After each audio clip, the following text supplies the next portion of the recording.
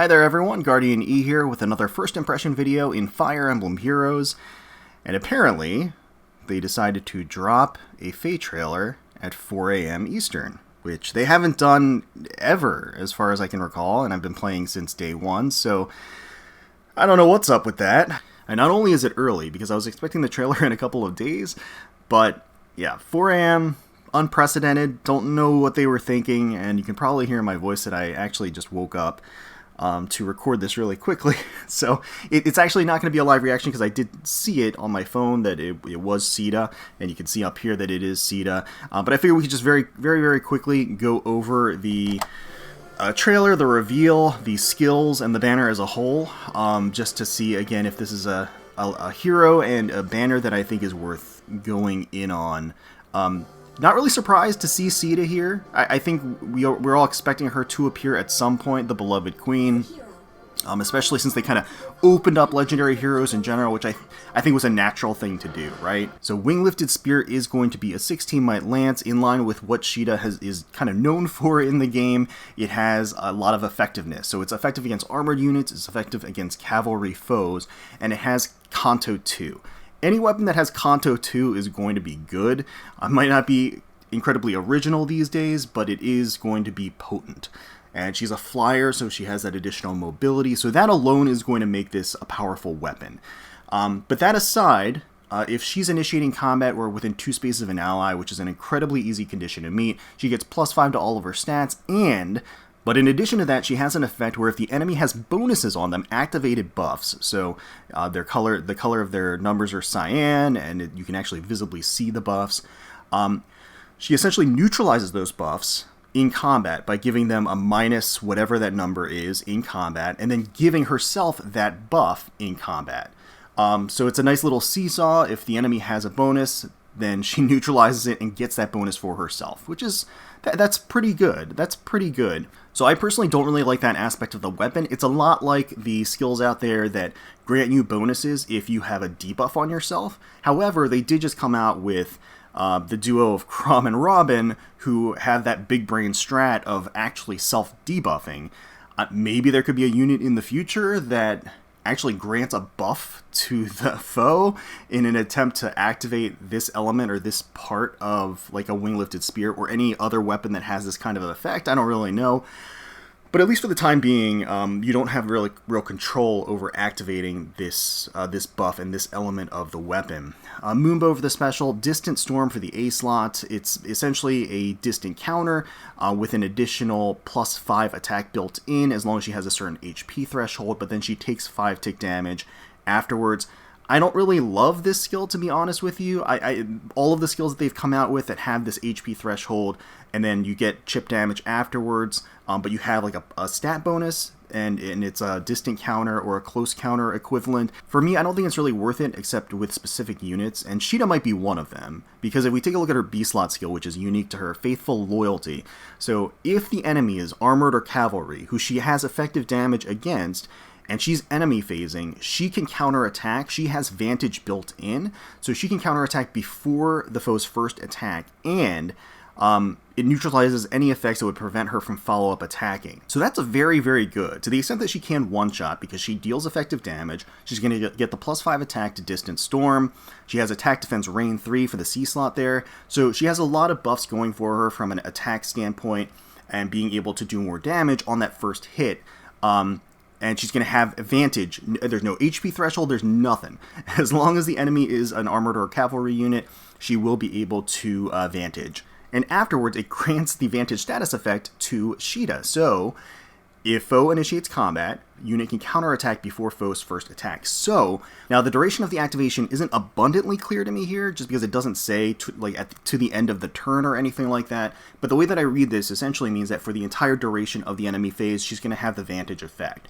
So what you're going to want to do is strategically place Caeda in the danger range of an armored or a cavalry foe. She'll counterattack she'll Vantage, one-shot, get the Vantage effect on her for the duration of the enemy phase, and then any other troops that end up initiating against her are also going to be Vantaged in the face from Wing-Lifted Spear. So that's the strategy that's the strategy there, I think, that she kind of revolves around, at least from an enemy phase standpoint. I think she's still going to be potent from a player phase standpoint, too. She gets all of those attack buffs. She has the Kanto, too, so she's got a lot of stuff going for her. It is kind of interesting because you do see elements of the young Caeda in here with the different effectiveness, as well as the Vantage effect and all of that other stuff. So I think that they did try to adopt some of that into the Legendary version, and that can certainly be a potent and effective combination. If the enemy team doesn't have a way to combat that Vantage effect, and they're all susceptible to the damage that Caeda puts out, then it's game over. It's lights out for the enemy team. So it is obviously going to be susceptible to skills that neutralize, other skills that change attack order and things like that.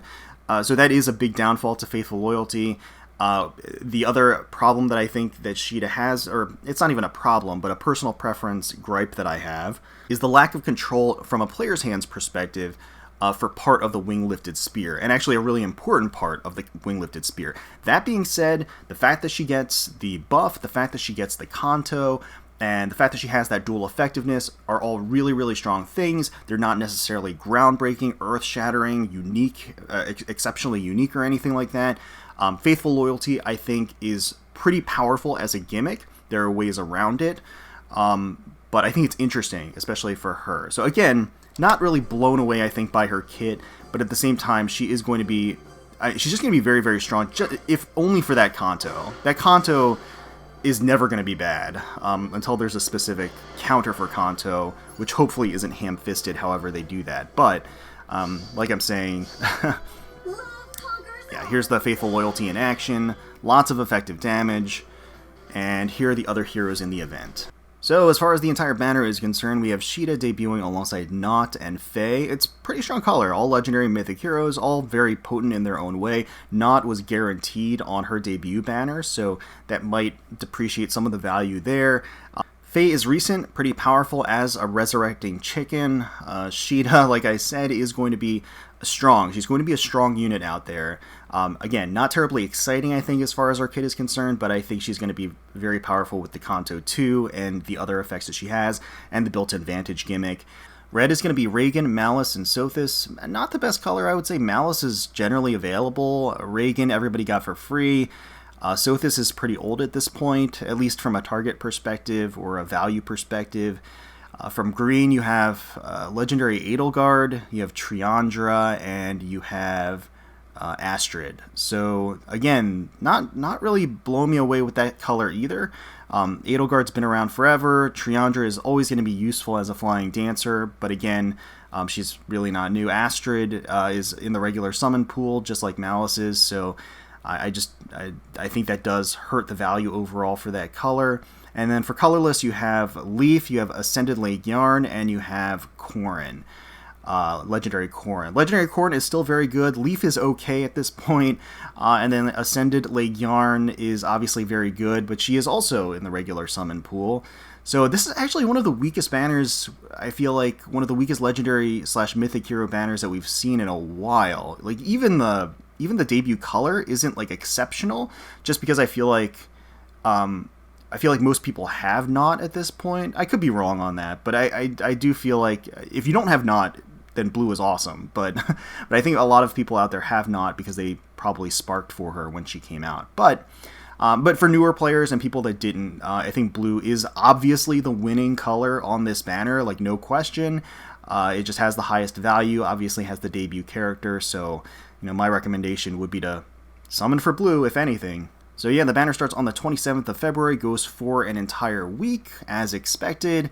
And yeah, so those are my impressions. I think you probably could read into the tone of my voice my interpretation of the character and the banner as a whole. I'm not that excited about this. I'm excited about Caeda being a legendary hero. She's not really the most exciting unit, I would say, from a kit perspective, but she is going to be very, very effective. And I do think that Caeda fans should be elated at what they gave her what skills and abilities she has at her disposal. I think she is going to wreck house out there.